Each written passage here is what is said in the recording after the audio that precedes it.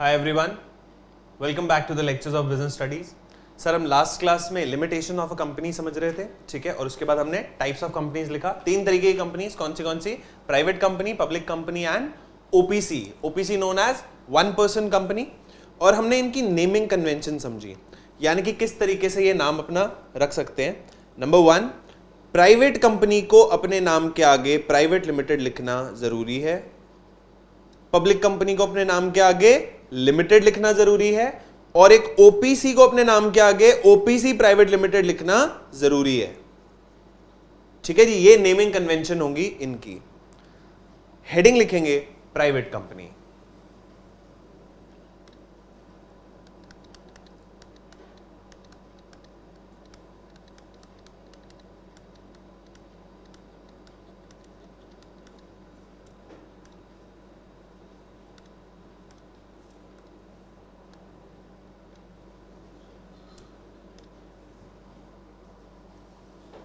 लिखेंगे जी a private company means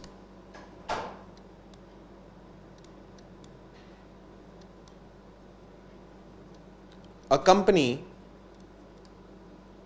private company means a company which point A restricts the rights of members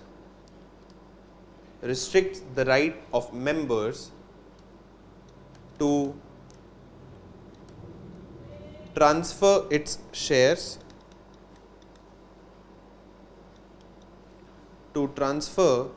shares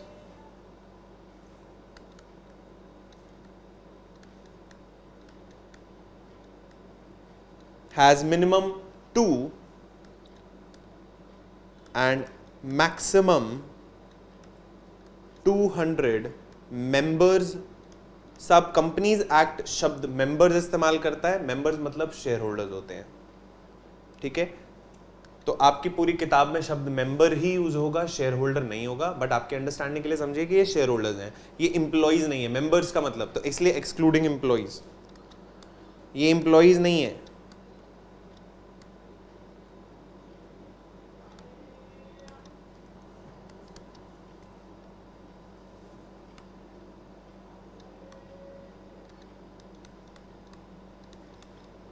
does not invite public to subscribe to its securities।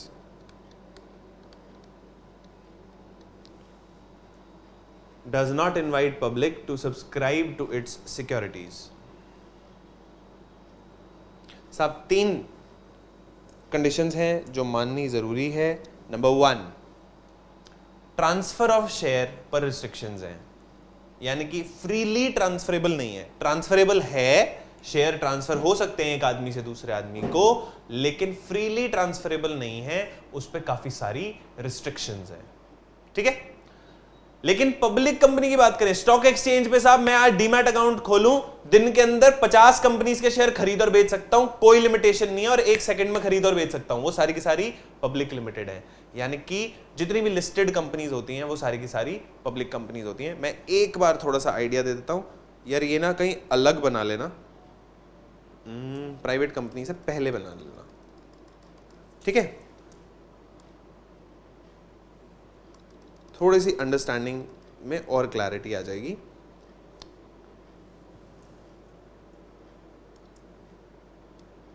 कहीं अलग से बनाना, मतलब इस company status के आसपास नहीं, जहां लिख रहे हो उसके रनिंग फॉर्मेट में नहीं। एक कंपनी होती है साहब,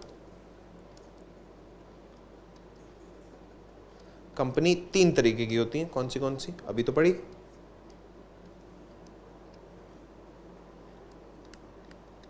one person company,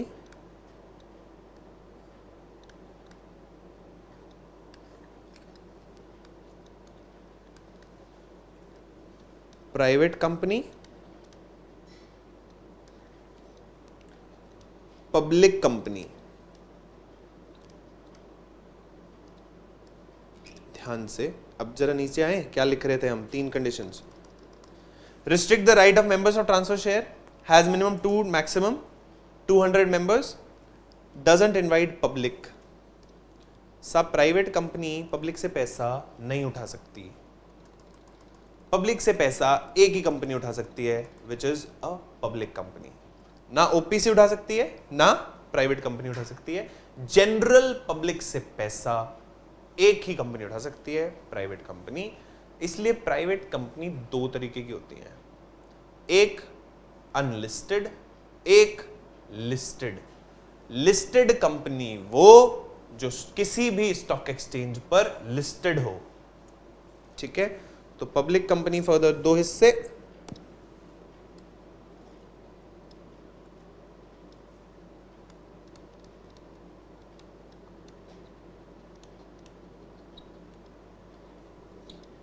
listed company, unlisted company.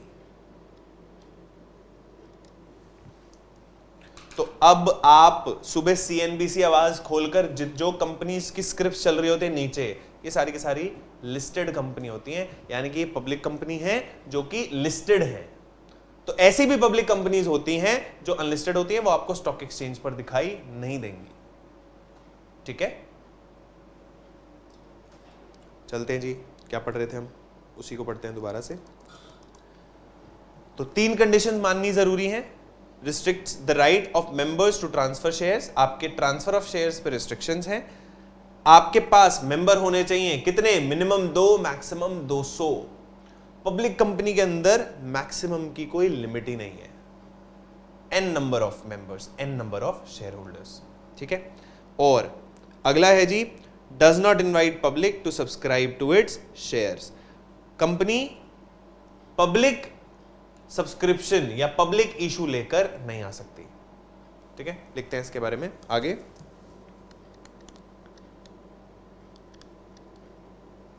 The company must use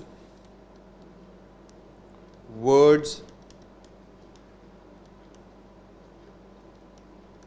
private limited, the company must use words private limited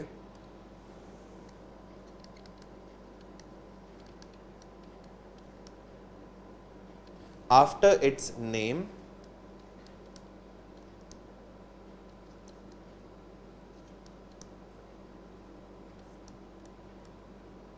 the company should adhere to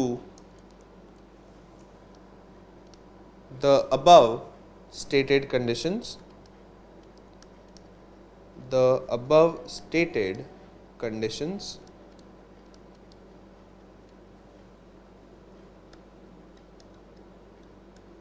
or else it will cease to be a private company, or else it will cease to be a private company and will lose all related benefits.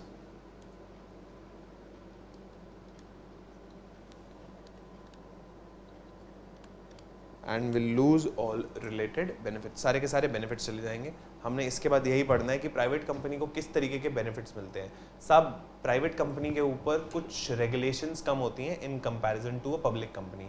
Public company पे सबसे ज़्यादा क्यों होती है? क्योंकि general public का पैसा लगा, आम जनता का पैसा लगा है। अगर आम जनता का पैसा लेकर डुबो दोगे तो उसके बहुत सारे रेपरकशंस हैं। सब सत्यम का स्कैम मार्केट में आया, इससे बहुत नुकसान इकोनॉमी को हुआ। क्यों? आपके और मेरे जैसे लोग डर गए कि साहब शेयर मार्केट में तो पैसा लगाना नहीं चाहिए, धोखाधड़ी होती है, स्कैम होते हैं और फिर पैसा डूब जाता है। ठीक है, तो ऐसे बहुत सारे लोग थे नंबर 1 जिनका पैसा डूबा, और ऐसे बहुत सारे लोग थे जिनका नहीं डूबा, लेकिन वो लोग देखकर डर गए। तो जो कंपनी सही भी थी उन्होंने उसके शेयर भी बेचने शुरू कर दिए कि भाई साहब पैसा निकालो बाहर, गोल्ड में डाल लो, प्रॉपर्टी में डाल लो, शेयर में मत डालो।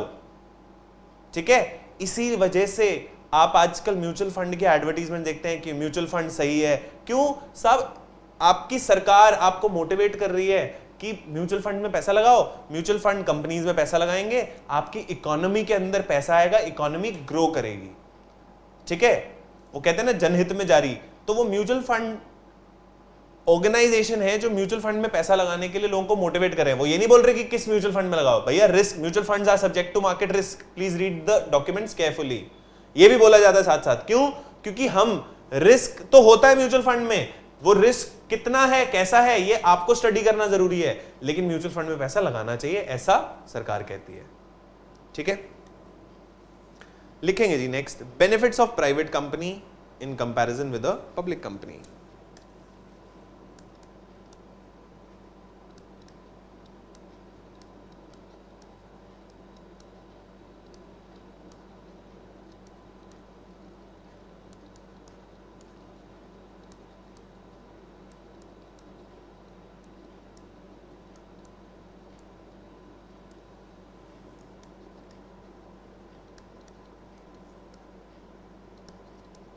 Benefits of a private company in comparison with a public company.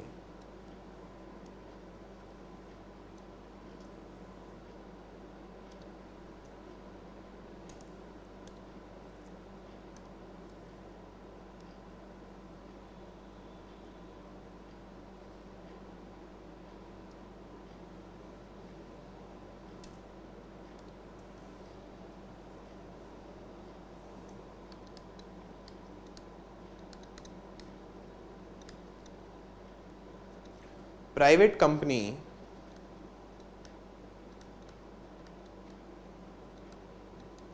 needs minimum 2 members. Private company needs minimum 2 members.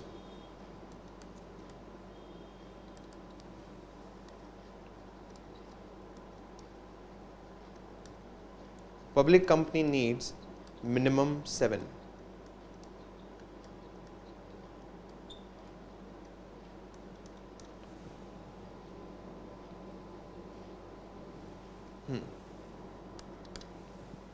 Public company needs minimum 7.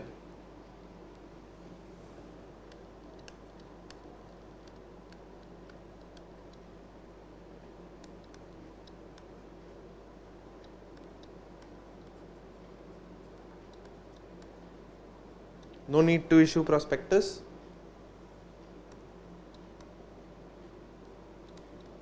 As public is not invited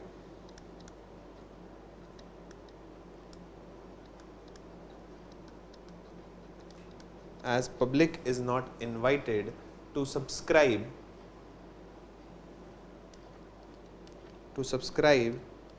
to the shares of a private company.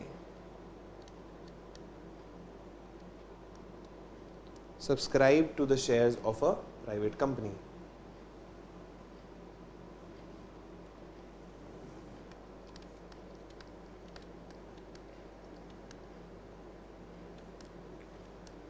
Allotment of shares can be done without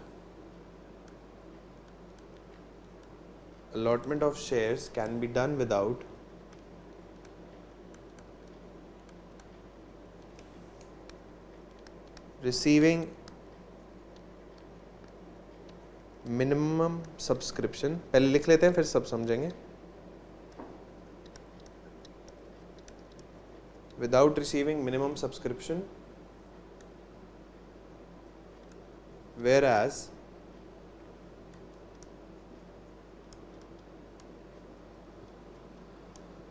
public company needs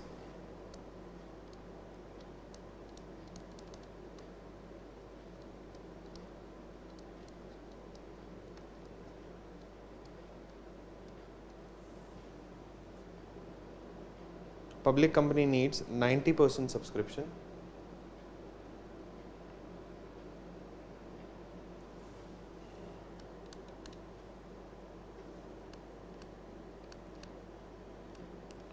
private company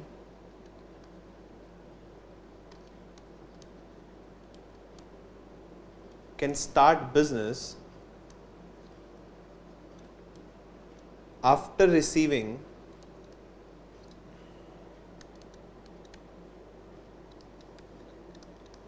certificate of incorporation,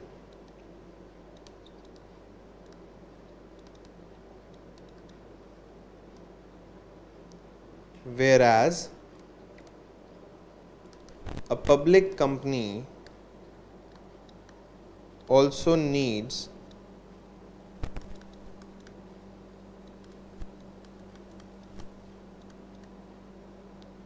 certificate of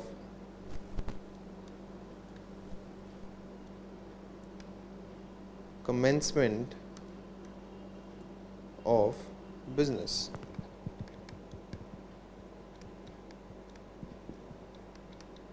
Certificate of commencement of business.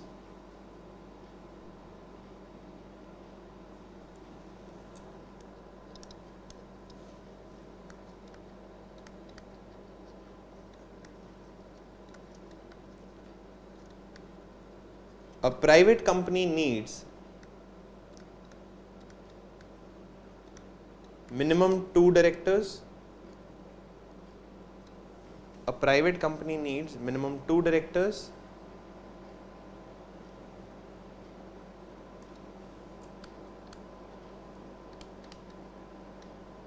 Public company needs minimum 3.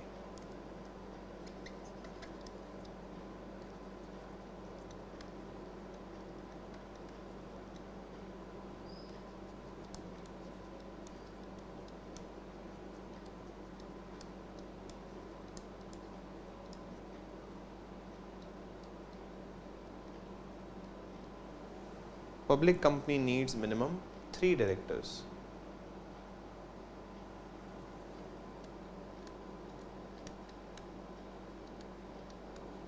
Maximum number of directors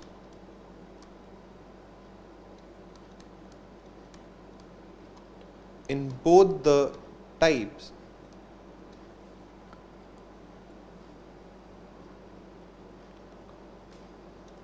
of companies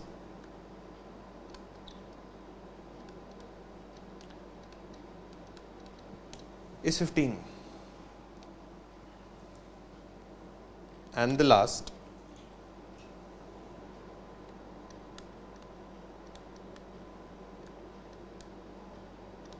a private company doesn't need to keep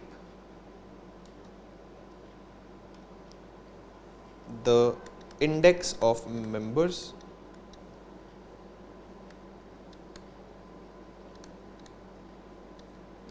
Private company doesn't need to keep the index of members. ठीक है जी, फटाफट पढ़ते हैं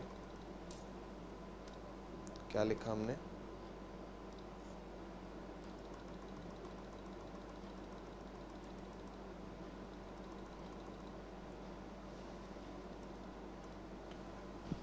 Benefits of private company in comparison with a public company. Point number 1, private company needs minimum 2 members. Private company को 2 members चाहिए होते हैं company बनाने के लिए. पब्लिक कंपनी को 7 चाहिए होते हैं मेंबर्स, यानी कि शेयर होल्डर्स. ठीक है. No need to issue prospectus. Public company को एक प्रोस्पेक्टस इशू करना पड़ता है, बताना पड़ता है कि हम किस तरीके के बिजनेसेस करेंगे, कितना रेवेन्यू जनरेट करेंगे, क्या शेयर प्राइस एक्सपेक्टेड है, कितने सालों में एक्सपेक्टेड है. ठीक है. No need to issue prospectus as public is not invited to subscribe to the shares of a private company. Private company के शेयर्स जनरल पब्लिक नहीं खरीद सकती. ठीक है. आपके जान पहचान के लोग होंगे और प्राइवेट प्लेसमेंट बोलते हैं इस प्रोसेस को, जिसमें आप प्राइवेट कंपनीज के शेयर लोगों को अलॉट करते हैं. ठीक है.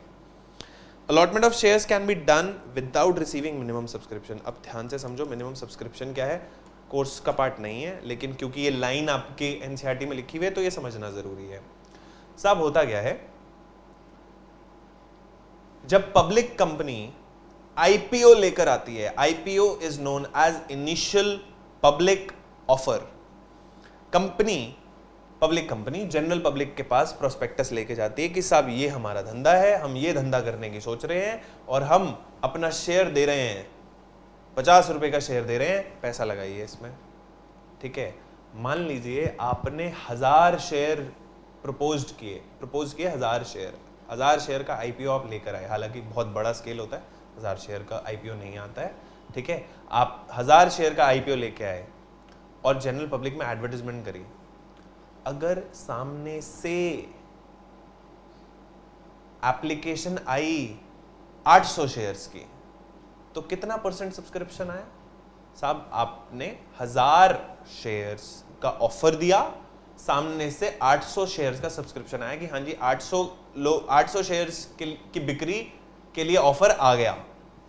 तो साहब योर इशू वाज 80% सब्सक्राइब्ड। समझ रहे हो आप? 20% सब्सक्राइब हुआ ही नहीं। दिक्कत है बहुत बड़ी, क्योंकि कंपनी लॉ बोलता है कि अगर 90% सब्सक्रिप्शन नहीं आई तो किसी को भी आप शेयर अलॉट कर ही नहीं सकते, कंपनी वहीं की वहीं बंद। आईपीओ फेल्ड, आईपीओ डिसअलाउड, किसी को भी एक भी शेयर इशू नहीं होगा। सबके पैसे, 800 शेयर्स के भी पैसे आए थे वो भी वापस कर दो। ये दिक्कत है, बहुत बड़ी दिक्कत है। क्यों? और कंपनीज एक्ट ने ऐसी रेगुलेशन क्यों रख रखी है? भाई 800 का तो पैसा आया था, धंधा करने देते। कंपनीज एक्ट बोलता है कि अगर इनएडिक्वेट फंड्स हैं, आज ही पैसा आप जनरेट नहीं कर पा रहे, तो आप धंधा कर ही नहीं पाओगे। धंधा फेल हो जाएगा, 800 लोगों का भी पैसा डूब जाएगा। बेहतर है आज ही पैसा वापस कर दो और कंपनी को बंद कर दो, जो कि ठीक बात है। इसीलिए जो बहुत बड़ी बड़ी कंपनीज होती हैं या कोई छोटी कंपनी भी होती है, वो एक अंडर राइटर हायर कर लेती है। इनको हम बोलते हैं इन्वेस्टमेंट बैंकर्स। ये अंडर राइटिंग सर्विसेज देते हैं, यानी कि कुछ ऐसे बैंक्स हैं, इन्वेस्टमेंट बैंकर्स हैं, ठीक है, जैसे गोल्डमैन सैक्स हो गया, मॉर्गन स्टैनली हो गया, ब्लैक रॉक हो गया, आप इन कंपनीज को ढूंढेंगे तो ये अंडर राइटिंग का काम करते हैं। ये कंपनीज और भी बहुत सारे काम करती है। इन्वेस्टमेंट बैंक सिर्फ अंडर राइटिंग का काम नहीं करते। Under writing is one of the activities they do. Under writer क्या बोलता है? अंडर राइटर बोलता है भाई साहब आपको कितने शेयर इशू कराने? 1000 शेयर मेरे को दे दो, मैं इशू कराऊंगा, और अगर इशू सारे नहीं हुए तो जितने रह जाएंगे वो मैं खरीदूंगा। सर कंपनी सेफ हो गई, सब्सक्रिप्शन फेल अब नहीं होगा। ठीक है, और वो लोग फिर अपनी कमीशन लेते हैं, जिसको हम अंडर राइटिंग कमीशन बोलते हैं। ठीक है, तो अंडर राइटर क्या बोलता है कि साहब आप अपने आईपीओ की जिम्मेवारी मेरे को दे दो, मेरे को अंडर राइटर ऑप्ट कर लो, मैं आपका अंडर राइटर बनूंगा, मैं दुनिया में जा जाके एडवर्टाइजमेंट करूंगा और आपके शेयर्स को सब्सक्राइब कराऊंगा। अगर उन शेयर्स को सब्सक्राइब ना करा पाया तो जो शेयर्स रह जाएंगे, यानी कि अगर 1000 शेयर हैं, 800 शेयर्स की सब्सक्रिप्शन आई तो 200 शेयर मैं खुद खरीद लूंगा। ठीक है, तो आप टेंशन मत लो, आपका सब्सक्रिप्शन ना होने की वजह से आईपीओ फेल नहीं होगा। समझ आ गई बात? तो यहां पर क्या कहानी है? पब्लिक कंपनी में allotment of shares can be done without receiving minimum subscription, whereas public company needs 90% subscription। कम से कम 90% सब्सक्रिप्शन आनी चाहिए। सब जो बड़ी बड़ी कंपनीज हैं, पीएनबी वगैरह, ये 600% सब्सक्राइब्ड होते हैं। 600% सब्सक्रिप्शन का आप मतलब समझ रहे हैं? यानी कि अगर मैंने 100 शेयर्स के लिए अप्लाई किया तो मेरे को 1/600 में एक शेयर भी नहीं मिलेगा, मेरे पूरा का पूरा रिजेक्ट हो जाएगा, कुछ भी नहीं मिलेगा। इसका मतलब अगर मैंने 600 शेयर्स के लिए अप्लाई किया तो उसके अगेंस्ट मेरे को एक शेयर मिलेगा। प्रो राटा बेसिस अलॉटमेंट होती है, यानी कि मैंने बोला कि साहब लो मैं 600 शेयर खरीदने को तैयार हूं, 100 रुपए पे 60,000 रुपए ले लो। 600 शेयर 100 रुपए पे 60,000 रुपए मैंने जमा करा दिया कंपनी को कि साहब मेरे को 600 शेयर दे दो। कंपनी कह रही नहीं नहीं नहीं नहीं, हमारे पास 600 टाइम सब्सक्रिप्शन है, तो हम 600 शेयर के अगेंस्ट एक ही शेयर देंगे, तो आपको मिलेगा एक ही शेयर, आपको 100 रुपए का एक ही शेयर मिलेगा, बाकी सारे के सारे पैसे आपको वापस आ जाएंगे। ठीक है, आगे private company can start business after receiving certificate of incorporation. साहब जैसे ही आप अपनी कंपनी फॉर्म करते हैं आपको एक सर्टिफिकेट ऑफ इनकॉर्पोरेशन मिलता है। ठीक है, अगर आप एक प्राइवेट कंपनी हैं आप उसी दिन से धंधा कर सकते हैं, अपने ऑपरेशंस को शुरू कर सकते हैं, लेकिन एक पब्लिक कंपनी अगर आप हैं तो सर्टिफिकेट ऑफ इनकॉर्पोरेशन से काम नहीं बनेगा, उसके साथ साथ एक और सर्टिफिकेट चाहिए which is known as certificate of commencement of business. तो प्राइवेट कंपनी सीधा सर्टिफिकेट ऑफ इनकॉर्पोरेशन लेकर ही काम कर सकती है, पब्लिक कंपनी को दो सर्टिफिकेट चाहिए, एक सर्टिफिकेट ऑफ इनकॉर्पोरेशन, दूसरा certificate of commencement of business. ठीक है जी, आगे चलते हैं। अब private company needs minimum 2 director, 2 director से काम बन जाता है, minimum 2 maximum 15। Public company directors minimum 3 maximum 15। ठीक है जी। उसके बाद a private company does not need to keep the index of members, जबकि पब्लिक कंपनी को इंडेक्स ऑफ मेंबर्स रखना पड़ेगा, क्योंकि भैया उनके मेंबर्स ही इतने सारे हैं तो उसका एक इंडेक्स मेंटेन करके रखना पड़ेगा। फिर एक थोड़ा सा आउट ऑफ सिलेबस बात, सब index of members public company में कैसे मेंटेन होता है, वो डिपेंड करता है कि पब्लिक कंपनी किस टाइप की है। और हमने अभी बात की थी पब्लिक कंपनी कितने टाइप की हो सकती है, तो साहब 2 टाइप की पब्लिक कंपनी हो सकती है। कौन सी साहब, एक तो लिस्टेड कंपनी हो सकती है और एक अनलिस्टेड कंपनी हो सकती है। तो साहब अगर तो कंपनी अनलिस्टेड है तो इंडेक्स ऑफ मेंबर कंपनी खुद मेंटेन करेगी। अगर कंपनी लिस्टेड है तो होगा क्या, समझो। लिस्टेड कंपनी का मतलब क्या होता है, वो कंपनी जो स्टॉक एक्सचेंज पर लिस्टेड है। भाई साहब स्टॉक एक्सचेंज पे लिस्ट होने का मतलब Delhi stock exchange, Bombay stock exchange, जो आपके कुछ स्टॉक एक्सचेंज है, कैलकाटा स्टॉक एक्सचेंज, आप यहां पर जाके कंपनी अपनी लिस्टिंग कराती है कि साहब अब किसी भी एरा गैरा बंदा जिसके पास डीमैट अकाउंट है वो मेरी कंपनी का शेयर खरीद सकता है। This is what listing is all about, कि आप अपना एक डीमैट अकाउंट खोलिए, किसी के पास भी खोल लीजिए, इंडिया बुल्स, अलंकित, बहुत सारे ब्रोकर्स हैं, आप इनके पास जाकर अपना डीमैट अकाउंट खोलिए। अब तो बैंक सारे के सारे डीमैट अकाउंट खोलते हैं, कोटक पे खोलो, एचडीएफसी खोलो, एसबीआई खोलो, सबके अपने डीमैट अकाउंट्स हैं। डीमैट अकाउंट आप वहां पे जाके खोल लीजिए और आपको एक लॉगिन आईडी पासवर्ड मिलेगा, पोर्टल मिलेगा, लॉगिन आईडी डालो, पासवर्ड डालो, एक स्क्रीन आ जाएगी सामने काली सी, ठीक है जी, उस पर लाल स्क्रिप्ट और ग्रीन स्क्रिप्ट सारी होंगी। लाल का मतलब आज के दिन पर ये शेयर गिरा है, ग्रीन का मतलब ये शेयर आज के दिन चढ़ा है। ठीक है, आपको जोन सा भी शेयर खरीदना हो, उस शेयर का नाम डालिए, Reliance industries limited, Tata communications limited, उस कंपनी का नाम डालो, ठीक है जी, उस कंपनी का शेयर प्राइस आ जाएगा, शेयर प्राइस पे क्लिक करो, 1 सेकंड के अंदर अंदर आपके पास 50 शेयर 100 शेयर 1000 शेयर, जितनी आपकी हैसियत है आप खरीद सकते हैं, जितना आपका दिल है आप उतना खरीद सकते हैं। So I am just trying to say साहब स्टॉक एक्सचेंज पर आप विद इन मिली सेकेंड्स आप किसी भी शेयर को खरीद या बेच सकते हैं। ठीक है, और बड़ी बड़ी कंपनीज के शेयर डेली बेसिस पर लाखों की क्वांटिटीज में खरीदे और बेचे जा रहे हैं। तो भैया कंपनी को खुद नहीं पता होगा कि मेरे शेयर होल्डर कौन है। क्यों? क्योंकि वो तो शेयर स्टॉक एक्सचेंज पर रोज बिक रहे हैं। कल शाम तक जितने थे आज शेयर होल्डर्स चेंज हो गए होंगे, कल मिस्टर ए थे आज मिस्टर एक्स हो गए होंगे। तो उस केस में कंपनीज को ही नहीं पता होता कि list of members exactly members कौन कौन लोग हैं। तो ये डेटा स्टॉक एक्सचेंज मेंटेन करता है उस टाइम पे, जिसको हम CDSL और NSDL बोलते हैं। ठीक है, हम समझेंगे इसको इन डिटेल और ज्यादा नहीं जाते क्योंकि कोर्स के बाहर की बात है, it's just for your knowledge. तो अगर लिस्टेड कंपनी है तो इंडेक्स ऑफ मेंबर्स मेंटेन जरूर होता है, लेकिन वो सारी डिटेल्स किसके पास होती हैं? स्टॉक एक्सचेंज के पास होती हैं। कंपनी को रिक्वेस्ट करनी पड़ती है स्टॉक एक्सचेंज को कि साहब मेरे को लिस्ट ऑफ मेंबर्स दे दो एज ऑन दिस डेट, कि इस तारीख पर शाम को जब 3 बजे जब आपकी मार्केट क्लोज हुई कौन कौन लोग मेरे शेयर होल्डर थे मेरे को बता दो, क्योंकि मेरे को खुद नहीं पता, क्योंकि कंपनी तो स्टॉक एक्सचेंज पे लिस्टेड है। ठीक है, चलते हैं जी। तो ये कहानी खत्म हुई हमारी पब्लिक कंपनी की, प्राइवेट कंपनी की। प्राइवेट कंपनी के 6 फायदे हमने पढ़ लिए। अगली हेडिंग लिखेंगे पब्लिक कंपनी। साहब पब्लिक कंपनी के बारे में डेफिनेशन भी कंपनीज एक्ट में सिर्फ इतनी है, जो कंपनी प्राइवेट नहीं है वो क्या है? पब्लिक कंपनी है। ठीक है, heading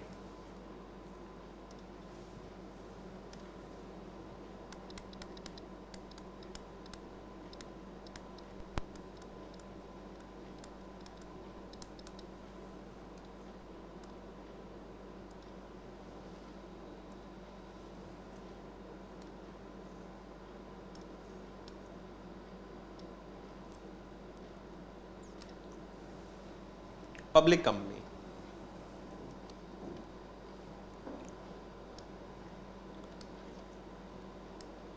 a company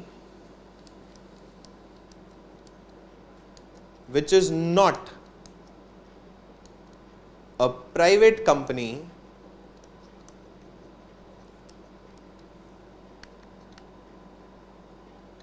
is known as a public company.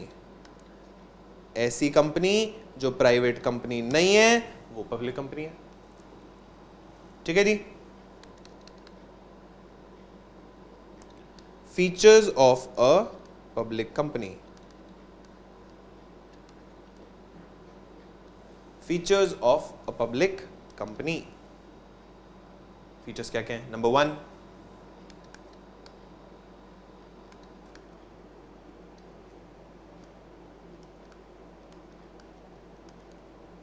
Must have minimum 7 members. ये अभी पढ़ा हमने.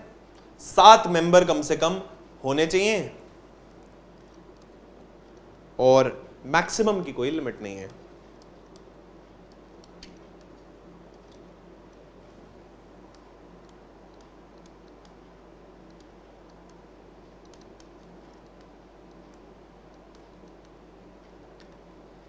No limit on the maximum number of members. Second, there is no restriction on transfer of shares.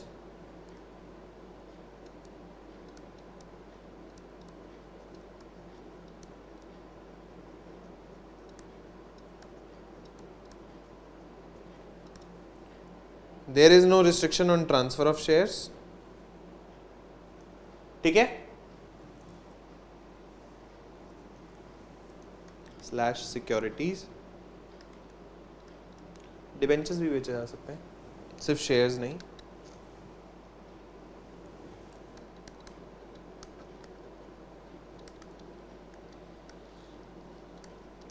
The public company is not prohibited. The public company is not prohibited from inviting public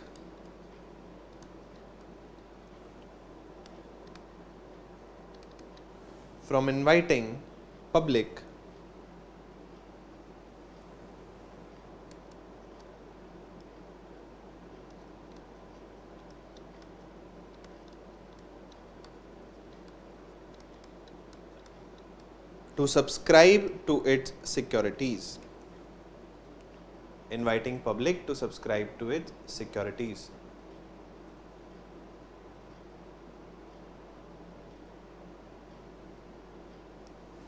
ठीक है. अब बस समझना यही है कि जब एक नई कंपनी बनती है, एक छोटा बिजनेस होता है, जनरेट हो रहा होता है, कंपनी के फॉर्मेट में आता है, सबसे पहले आदमी प्राइवेट कंपनी बनाता है एंड उसको फिर बाद में कन्वर्ट करा लेते हैं पब्लिक कंपनी में. ठीक है. Note,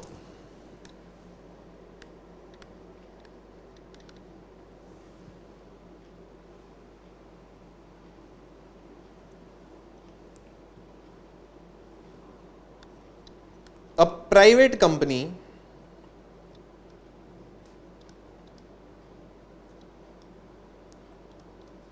which is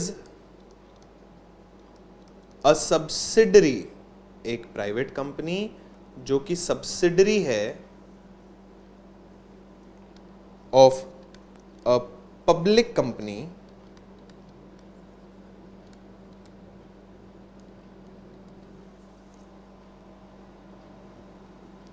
is also treated as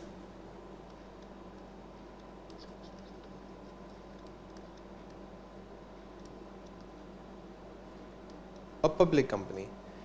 एक ऐसी प्राइवेट कंपनी जो कि एक पब्लिक कंपनी की सब्सिडरी है, उसको भी पब्लिक कंपनी माना जाएगा. अब सब्सिडरी क्या होती है भाई साहब, तो लिख लेते हैं सब्सिडरी क्या होती है.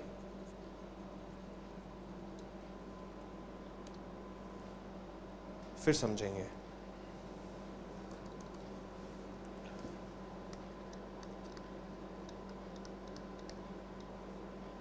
मैं ऐसे नहीं समझाता, रुक जाओ. साहब एक कंपनी है